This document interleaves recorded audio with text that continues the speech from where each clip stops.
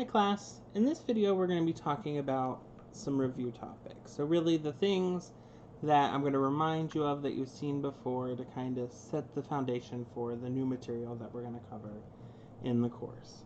And so at some point you've probably seen something that looks like, say, 2x plus 7. And that x, remember, we call a variable. And so a variable is any time we use a letter that stands in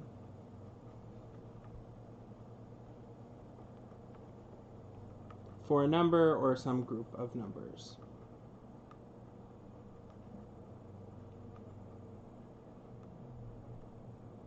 And then we can kind of break this 2x plus 7 down into some parts.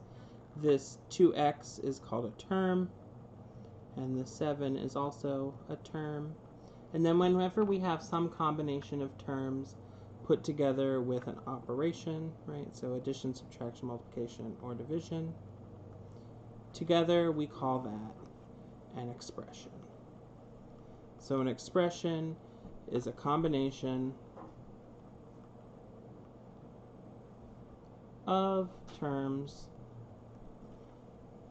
and operations. And so a term doesn't have to just look like 2x. You could have something like 2 plus x, or something slightly more complicated, plus 7x squared. Those are still terms. Together they're an expression. And then if we know the value of our variable, or say let x equal 4, then we can do what is called evaluate. Evaluate 2 plus x plus 7x squared. We can substitute x equals 4, and we end up getting something that looks like this. 2 plus x is equal to 4, plus 7 times x is equal to 4 squared. 2 plus 4 is 6, plus 7, 4 squared is 16. And then if we multiply that out, 7 times 10 is 70. 7 times 6 is 42. 70 and 42 is 112 plus 6, 108. Hopefully my math was right there.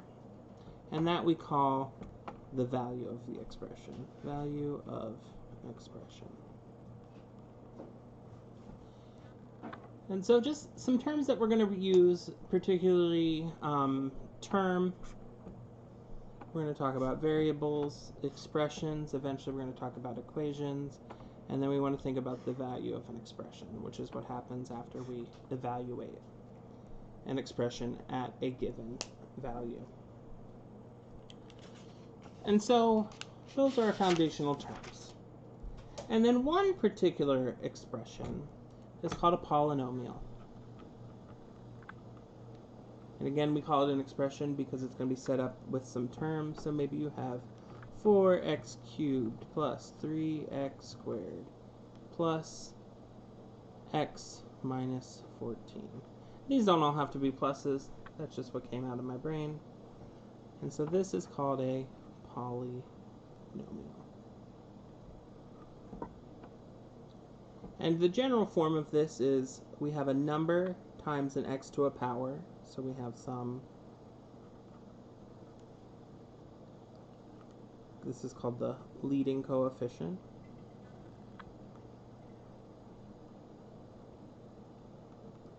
And then I'm going to write the rest of our general form and we'll unpack it. So we have an x to the n, and then we have an a n minus 1, x to the n minus 1, plus down to some a2 x squared plus a1 times x to the 1 plus a0. And I'm going to make a correspondence between these two in just a moment. And so just like this, a to the n, x to the n is our leading term. I said that coefficient there is called our leading coefficient. This a0 we call our constant term. Because if I associate this negative 14 with a0, this 1x with a1, this 3x squared here, and then there's going to be one we don't see there. This is just, generally speaking, a number times x to some power plus a number times x to the next smallest power, and so on and so on and so on. And now these could be 0 too. Like if we consider, for example, x cubed minus 3x plus 1, we don't have an x squared term. So in that case, a2 is 0 in this example. But when we're working with polynomials, we can also talk about parts of them. And so if we look at just one piece, so maybe this negative 3x, we call that a monomial because it's just one, right? So mono being one. It's just one of those terms of our polynomial. Or if we look at, say, this x cubed and this minus 3x, that's a binomial. So now there are two of those terms. And so just like if we have an expression, we can talk about its terms. If we have a polynomial or many nomials, we can look at a monomial, a binomial, a trinomial, and then from there we just don't really give them special names. In fact, they don't follow that same pattern. But so that's kind of our basic terms for a polynomial. And we can add polynomials. And so let's consider addition and subtraction of polynomials. So consider, for example, I'm going to borrow our friend x cubed minus 3x plus 1, and you'll see why I left a gap. And to that, I'm going to add x cubed minus x squared plus x minus 3. And this is called column addition. So just like if we were adding two whole numbers, we would line them up by place value. When we add a polynomial, what we do is we line them up by their variable, their x squared, and their xn minus 1. So these are both our constant terms. 1 minus 3, negative 2. Negative 3x plus an x leaves us with negative 2x. And then here we have a 0x squared, right? We can put that in to kind of see why we have a gap. 0 minus 1 is negative 1x squared. And a 1x cubed plus 1x cubed is 2x cubed. So when we're adding polynomials, we just have to add like terms. And now, remember, I could see that I needed to leave that gap there at the beginning because I knew where the problem was going. But we don't always know what terms we're going to have before we start. So there's another way that we can add, and that's called addition by grouping. So we have addition by grouping.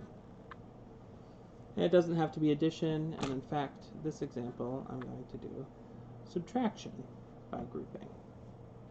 If I have, and I'll put parentheses so that we can see our two polynomials, negative 2x to the fourth plus 3x squared minus 7x, and from that I want to subtract 8x to the fourth plus 6x cubed minus 9x squared minus 17.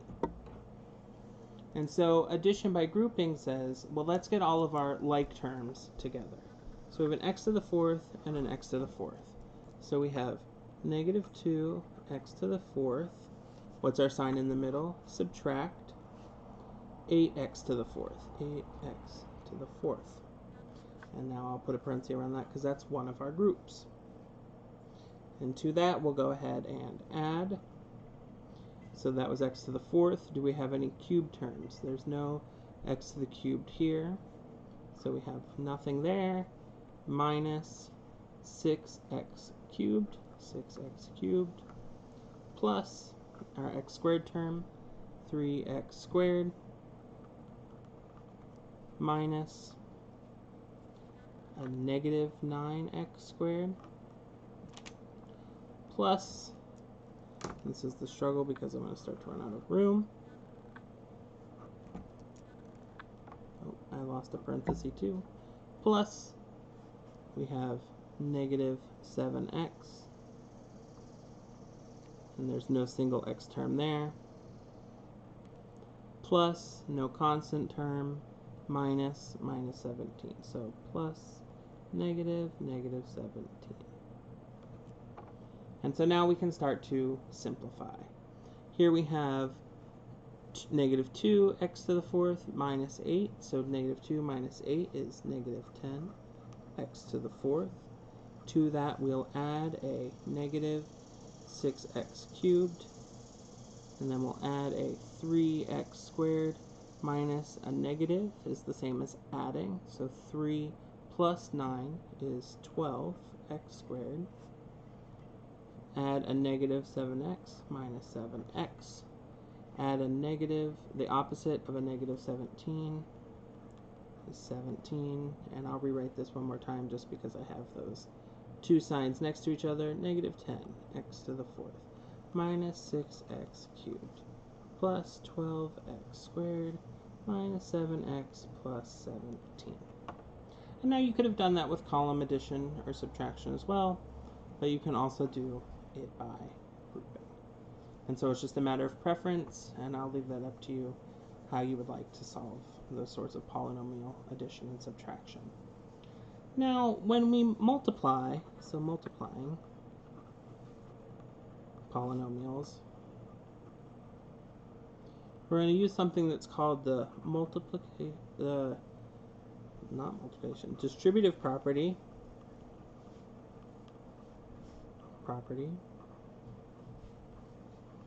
of multiplication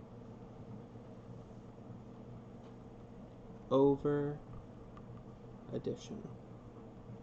You're like, well, that's a complicated name for something. Let's look at an example. 7x times 3x minus 4. The distributive property says, just like if we had 3 times 12, right, we know that that's 36. But we could also look at that as 3 times 4 plus 8, which is then 3 times 4 is 12, plus 3 times 8 is 24. And thankfully, those still add to 36. So that's our distributive property of multiplication over addition for whole numbers. And here we have it of the distributive property of multiplication over addition for, we can call them expressions, polynomials, or something like that. And so our 7x needs to get multiplied by our 3x. So we have 7 times 3 is 21.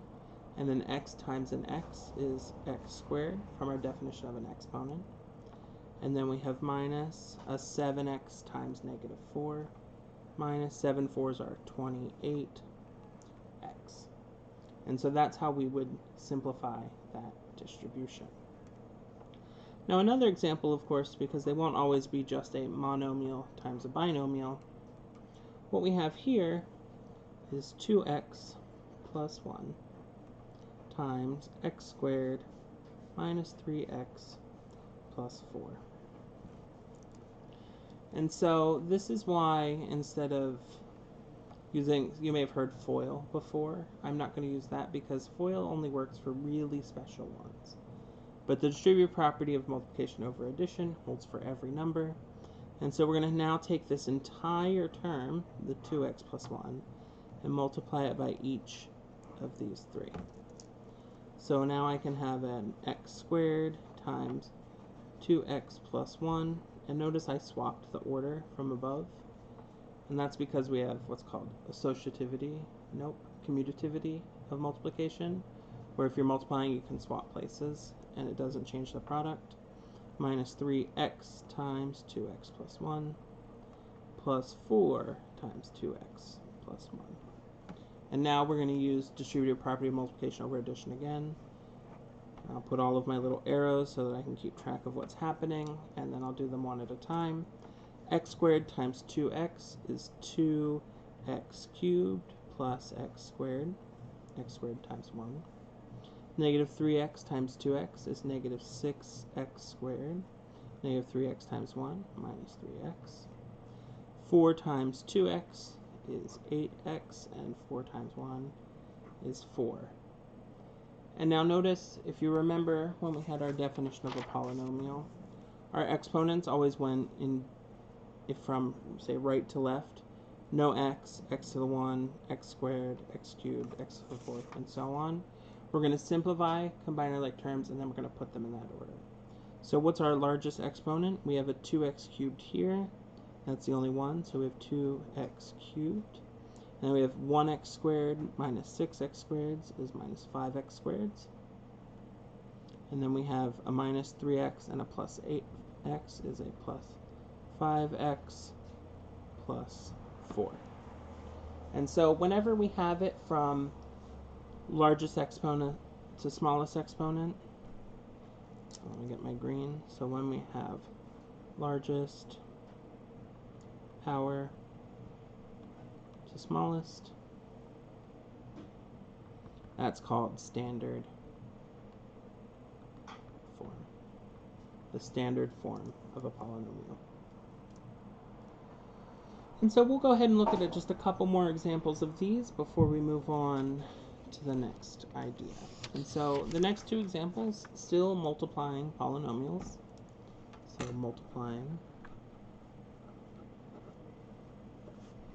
polynomials. If I skip a couple letters, nomials. Example. We have x plus 2/5 squared. And so we've used our exponents a couple times, but whenever we have something squared, that's really the same as it being multiplied by itself. So I would always, first step, write that out in expanded form. X plus 2/5 is the same as x plus 2/5 times x plus 2/5. And then we distribute this whole term to each of those in the second term. And so that's the same as, and I'm going to use commutativity again, x times x plus 2/5 plus 2/5 x plus 2/5. Distributive property one more time. By one more time, I mean 2. We distribute this x, we get equals x squared plus 2/5 x plus 2/5 x plus 2/5 times 2/5 is 4/25. And we can combine our like terms, these two x terms, x squared plus 4/5 x plus 4/25.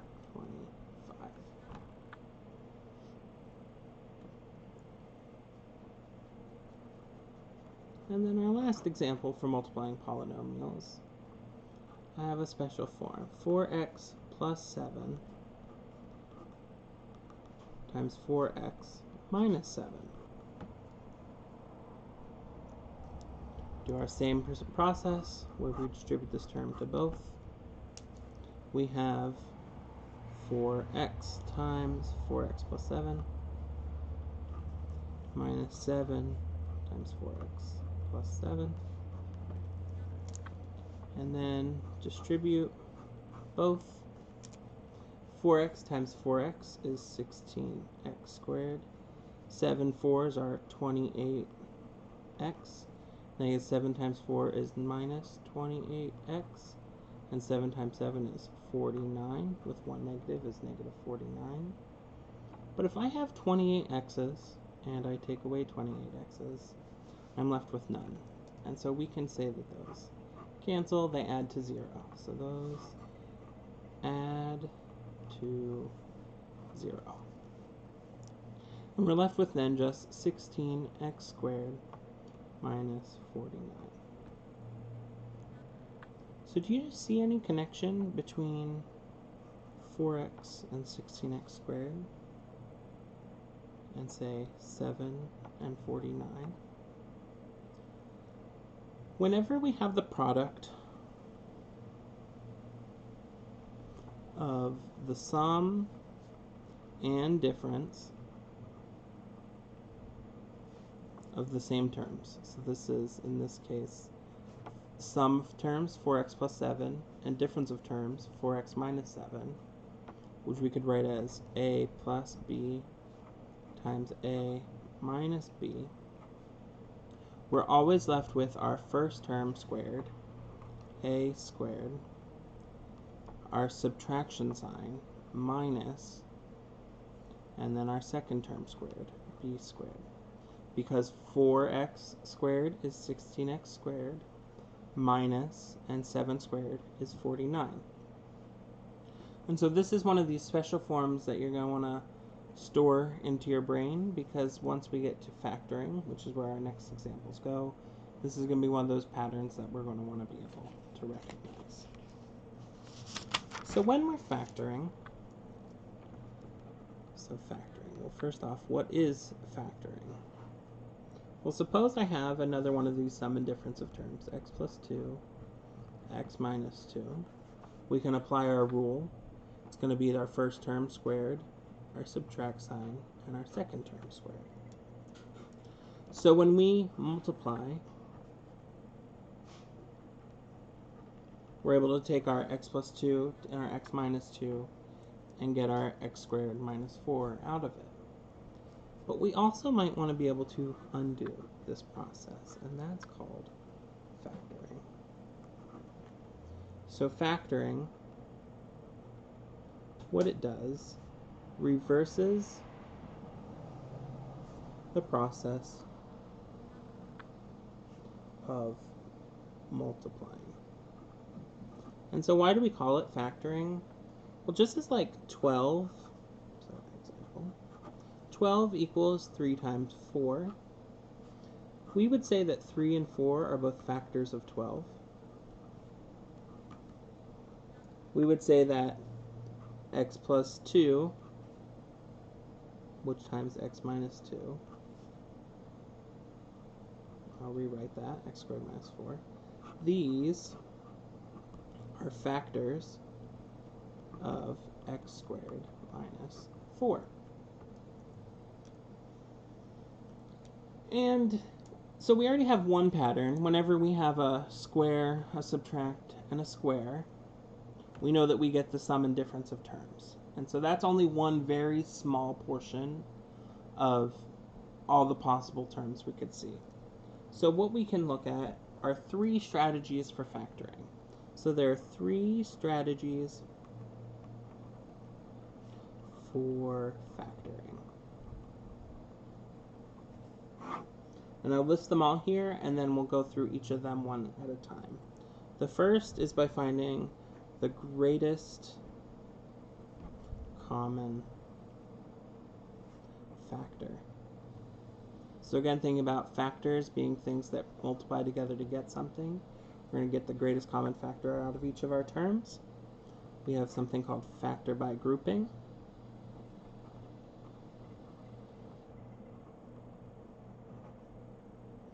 Where we're going to look at groups of terms, which, remember, we have a term for a combination. Those are expressions. So we're going to factor expressions separately, and that'll simplify our process. And then our last is just generally speaking, how do we factor a trinomial? Factor a trinomial. Often that means, remember, so we had our monomial was a single term, binomials 2. A trinomial has 3 terms, and often it's going to have something x squared plus something x plus a constant term, but that won't always be the case. And so this process will work as long as we have 3 terms that work in that order. So let's look at some examples and explain what exactly it is that we mean when we say each. So the first one, the greatest common factor. So this is where we factor out the largest factor or quantity, it doesn't matter which word you use, but the largest quantity common to the terms.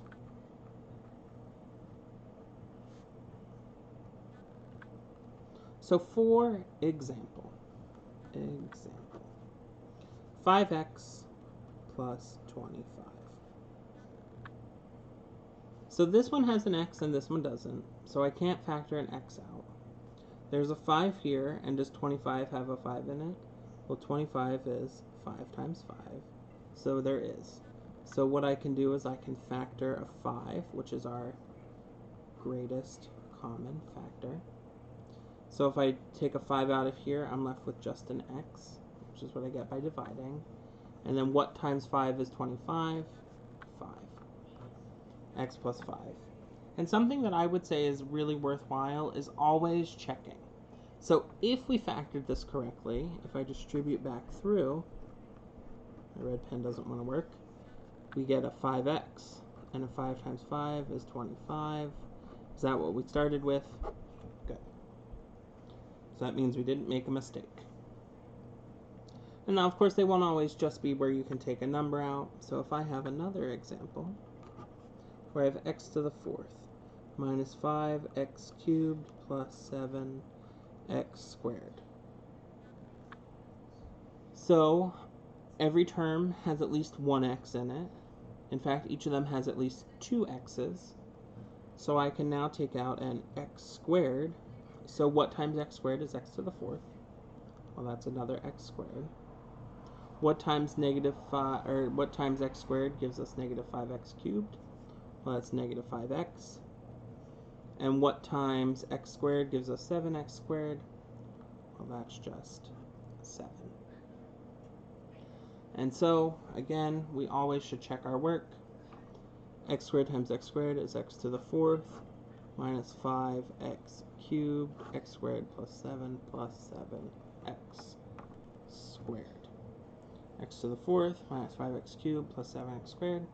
Looks good to me. We didn't make any mistake. So that's our greatest common factor strategy. We can factor polynomials by taking out the largest common factor to each of the terms.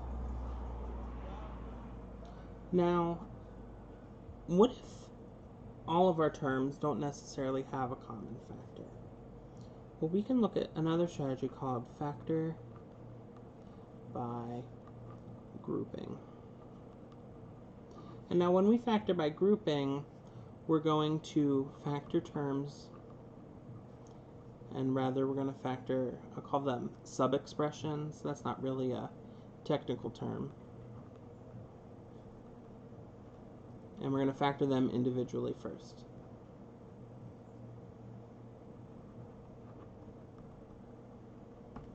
And once I show a couple examples, you'll see what I mean by sub-expressions.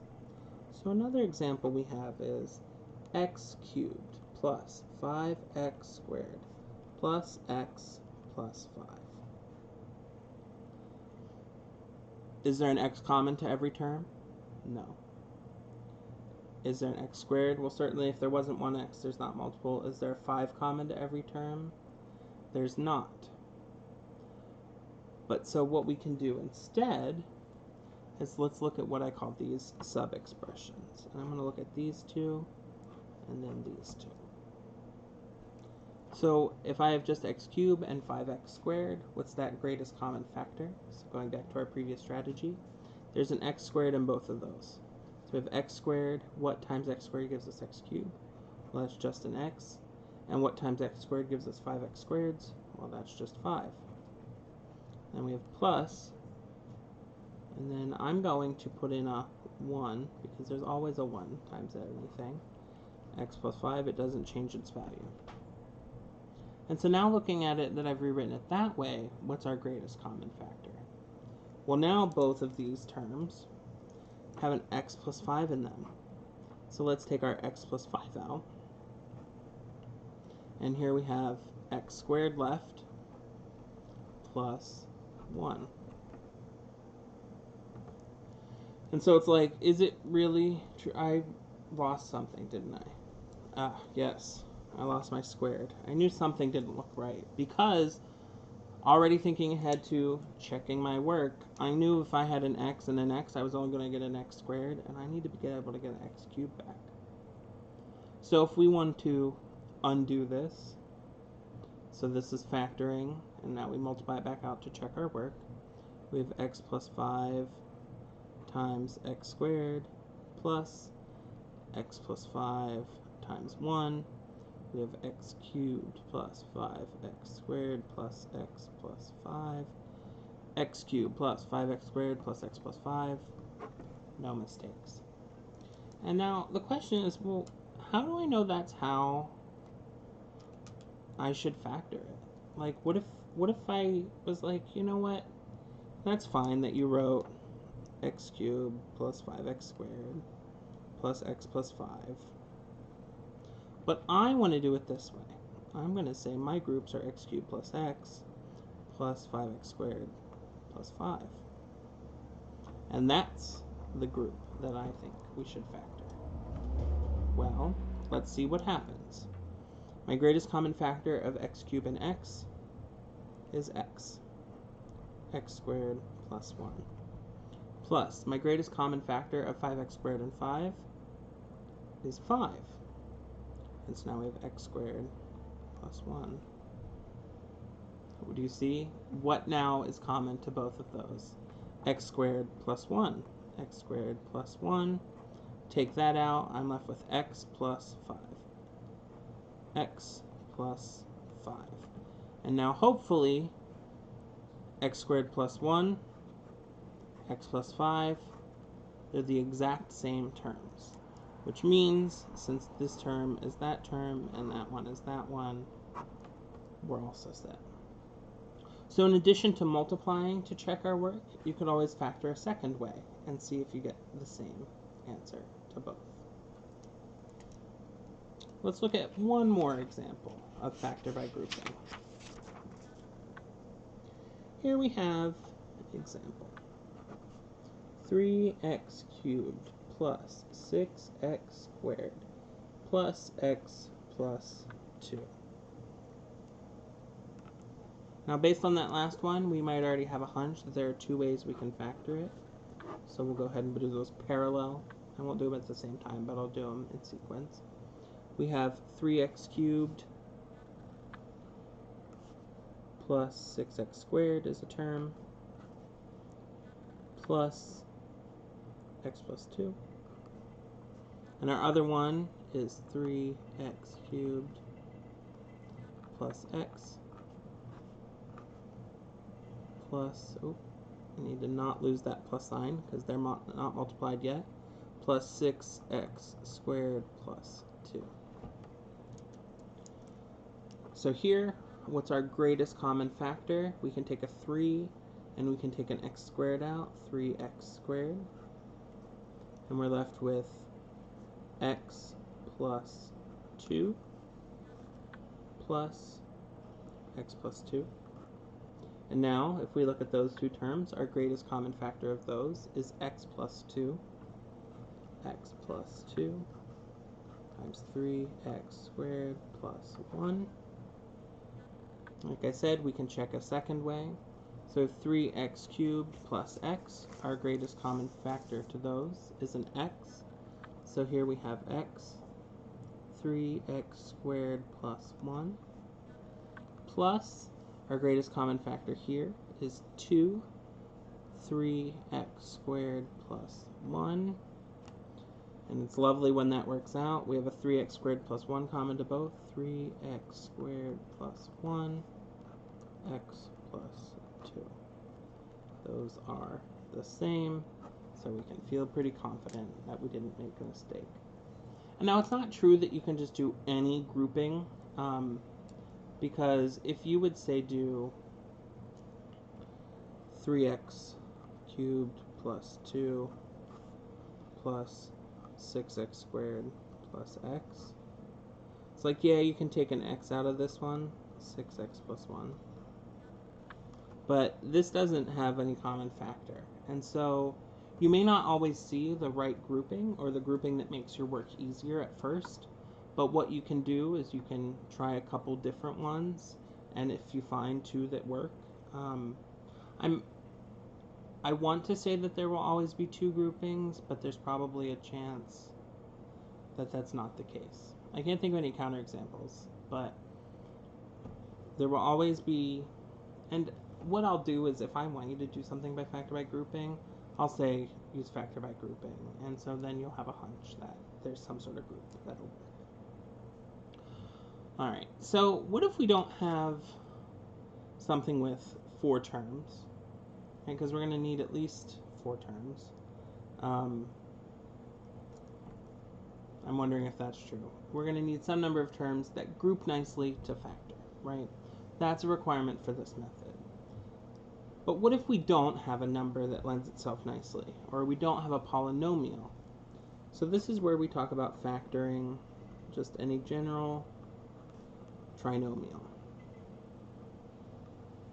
So for example, consider x squared plus 8x plus 15. So I could do a grouping of this x squared and the 8x, take an x out, and then I have an x times x plus 8, and then just a plus 15 at the end. And there's no grouping that is going to kind of help me solve that in any way. So we need to do a little bit more work. And I'm actually going to rewrite this on the top of the next page because I want to be sure that I have enough room. So factoring trinomials. So for example, x squared plus 8x plus 15. So I'm going to write the squiggly line because I'm going to write our process over here on the right. So the first thing we're going to do is list factor pairs of a0. Remember, a0 is our constant term. So 15 can either be written as 1 times 15 or 3 times 5. Right? Those are our factor pairs. And then next what we're going to want to do is find the factor pair sums. In other words, add them together. 1 and 15 is 16. 3 and 5 is 8. And now what we'll do, once we find those sums, is compare the sums with our a1. That's our term here. So is 16 equal to 8? Well, certainly it's not. Is 8 equal to 8? Oh, success.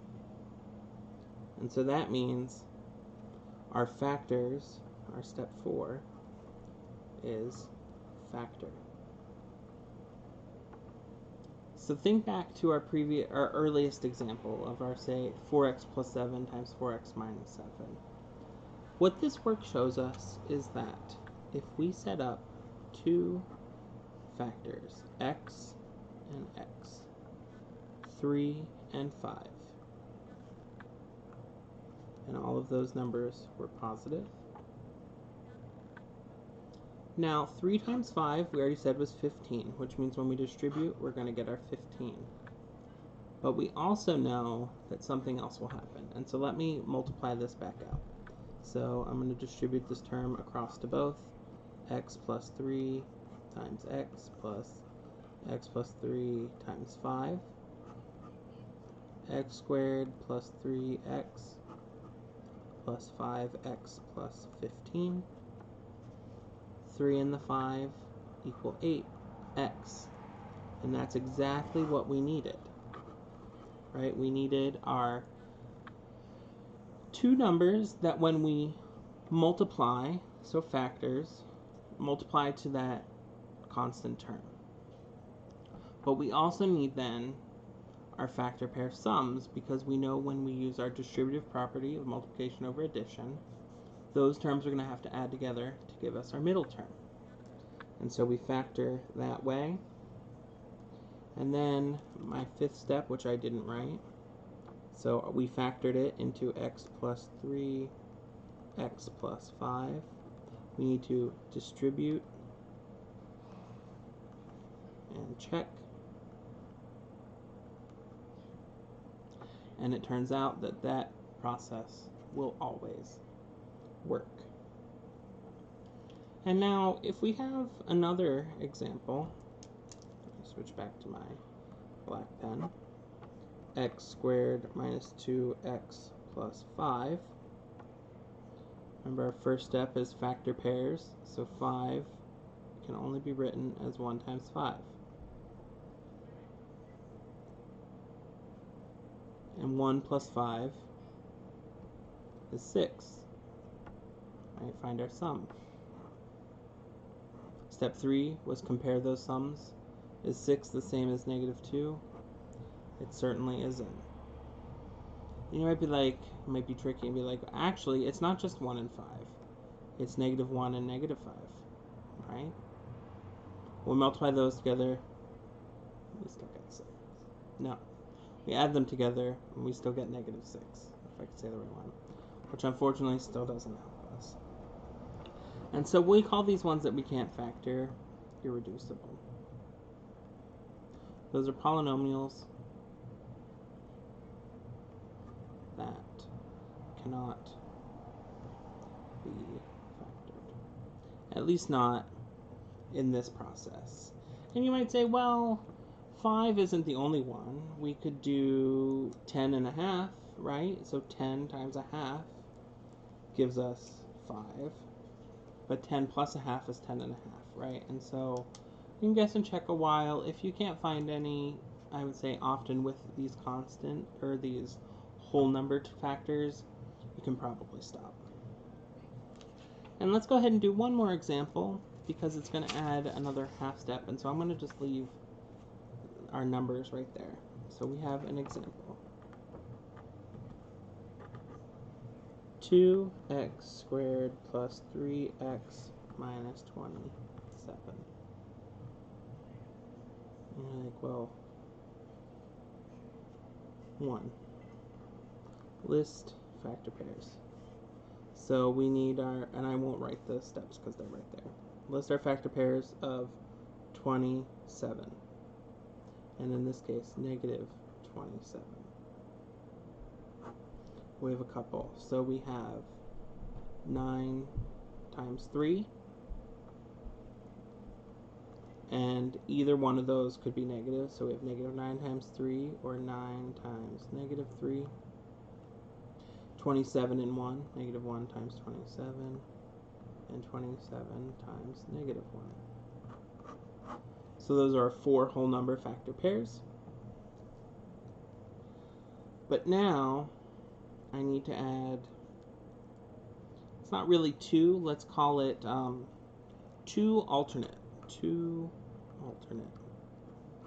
When this leading coefficient, remember that's called the leading coefficient.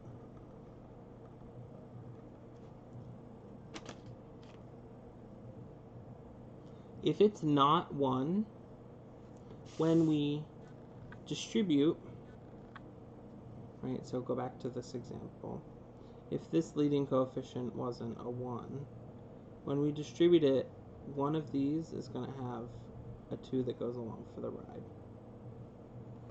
Or a number, right, whatever that coefficient is. In this case, it's 2. And so now I need sums. So we need factor pair sums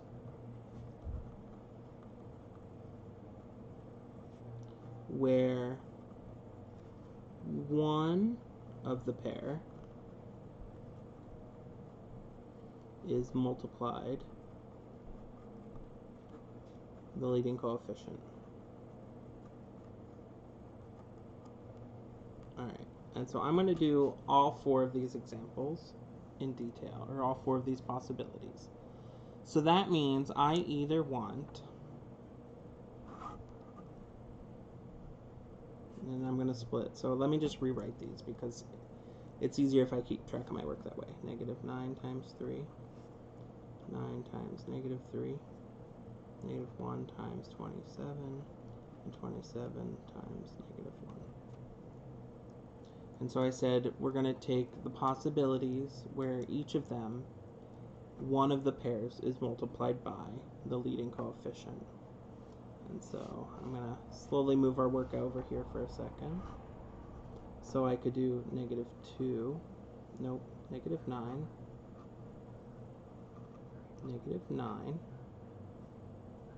times my leading coefficient plus 3, or negative 9 plus 3 times my leading coefficient. And look at this, 9 times 2 minus 3, or 9 plus 3 times negative 2.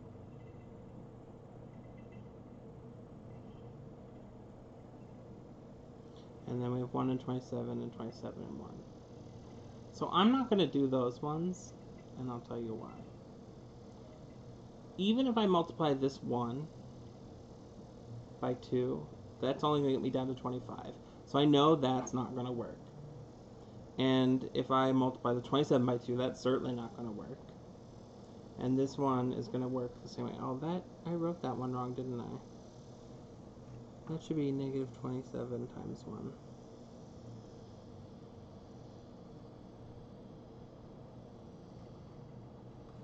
My bad. So looking at these, we have negative 9 times 2 is negative 18 plus 3. Here we have negative 9 plus 6. Here we have 18 minus 3. And here we have 9 minus 6. Well, negative 18 plus 3 is negative 15. Negative 9 plus 6 is 3. Negative 3. Here we have 18 minus 3 is 15. And 9 minus 6 is positive 3. So let's look back at our original. We need the sum, the factor pair, that when we multiply one of the pair by the leading coefficient to get us this middle term. So remember, step 3 is compare sums with A4. Or not A4, A1. Just kidding, A1, like the steak sauce. So which of these is positive 3? It's this one. Which means that we want to use our 9 and negative 3. And so now, it feels like we're doing a lot of side work, but I'm going to bring it back to. So that was step 1, step 2 alternate, step 3 was comparing those sums, and then 4 we said was factor. So now we need the two things multiplied together to give us 2x squared. Well, that's why we can't just write x and x, because if we would distribute those, we get x squared. So one of these has a 2. We also know that our factor pair is 9 and negative 3. And we know that we want the one where our negative 3 is multiplied by 2. So if I put this negative 3 over here and my positive 9 here, when I distribute that again, and so I'll use blue, distribute this again, 2x plus 9 times x plus 2x plus 9 times negative 3. We get 2x squared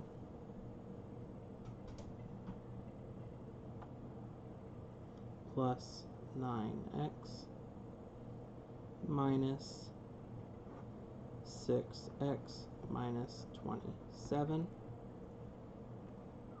Combine those like terms. 2x squared plus 9 minus 6 is plus 3x minus 27. And if everything went according to plan, 2x squared plus 3x minus 27, 2x squared plus 3x minus 27. Step 5 in our process was distribute,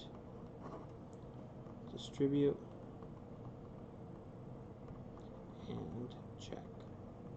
So if we want to factor 2x squared plus 3x minus 27, our result is 2x plus 9 times x minus 3.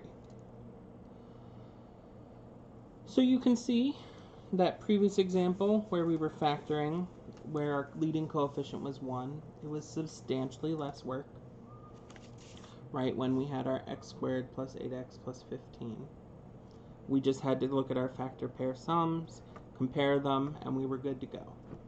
But when our leading coefficient isn't 1, because here it was 2, we have to look at all of these combinations of where the product gives us what we want. And now, if you would do these as you go, suppose for whatever reason you started with 9 times negative 3, and then you even started with this one first. As soon as you got this positive 3, you could stop. You'd be like, oh, well, that's my factor pair I need.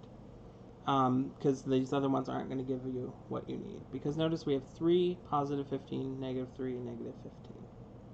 And so, because our signs go with one of 2, we're going to get both possibilities. And because it's the same 4 numbers, we're going to get the same sums, just opposite signs.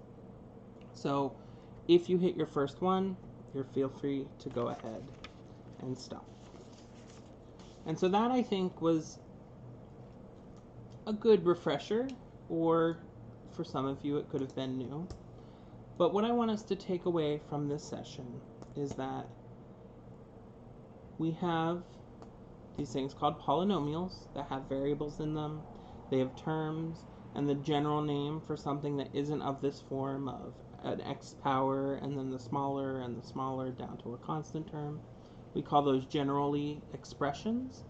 We can evaluate them at a value. But more importantly, we can multiply polynomials and expressions in certain ways. We can add them, we can subtract them. But really when it becomes more interesting, more than multiplying, is when we factor. And so multiplying is when we go from left to right. We can always go from right to left, which is our process of undoing the multiplying. And once we get to a later section on quadratics, factoring is going to be a tool that we use very frequently. So this, I think, was a good review of polynomials, adding, subtracting, multiplying, and factoring them. And that ends this section. Have a great day, everyone.